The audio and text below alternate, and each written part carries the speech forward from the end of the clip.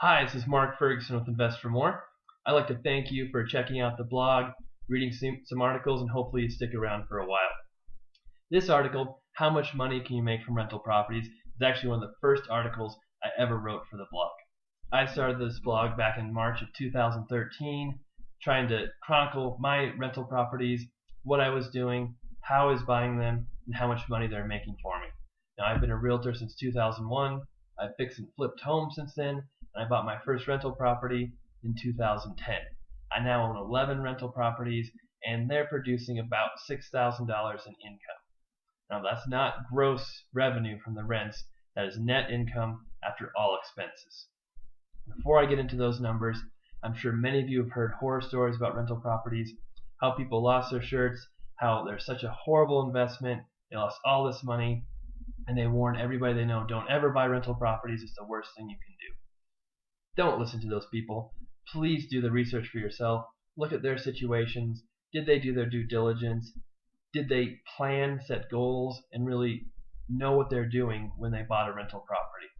The chances are they didn't take the time it takes to really make a good rental property investment, or they became an accidental landlord.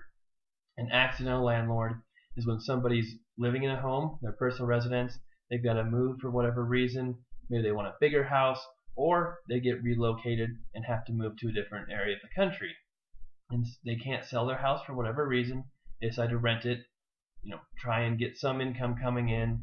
They've never been a landlord, they have no idea what they're doing, and it's no surprise they lose money or something bad happens. That is not how you become a great rental property owner, how you become a great landlord. You've got to take your time, do due diligence, figure out how much money you're going to make, what price range makes you the most money, and if you can cash flow in your area. Right now in Southern California, it's probably almost impossible to cash flow on rental properties. If you're in the Midwest, it's really easy to cash flow on properties, and then there's a lot of different markets in between that. Some are great, some aren't so great, some are horrible. That's what you've got to do when you're buying a rental property. Figure out how much money you're going to make, and then put the numbers on paper. Write it down, set goals, figure out what you want to do. On my rental properties, my typical rents right now are $1,300 to $1,500 a month, and I've bought my properties for about $80,000 to $135,000. Most of my properties need work. I'll do $10,000 to $15,000 in repairs. After I'm done with them, they're usually worth at least $150,000, sometimes more. I'm a real estate agent, I'm a realtor, I'm an investor. What I love to do is buy properties below market value, adds value right away, plus I've got great cash flow coming in. So when I figure my cash flow, I'm not just taking the rent minus my mortgage, taxes, and insurance. I do get a mortgage on my properties. I put 20% down, usually use ARMs with a local portfolio lender. My interest rate's usually around 4.5% on a 30-year amortized loan. That gives me low payments, $500, right in that range. So I take my rent of, say, $1,400, subtract $500 for the mortgage.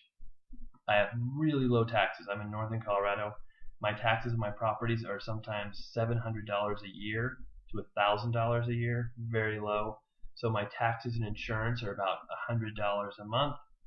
Then I also always include money for vacancies and maintenance that will be needed. So that might add another $200 or even $300 a month. So after all said and done, I've got about $800, $900 in monthly expenses, and I've got rent coming in at $1,400 a month. So for $500, $600 in cash flow is not unheard of for my properties. They're not easy to find.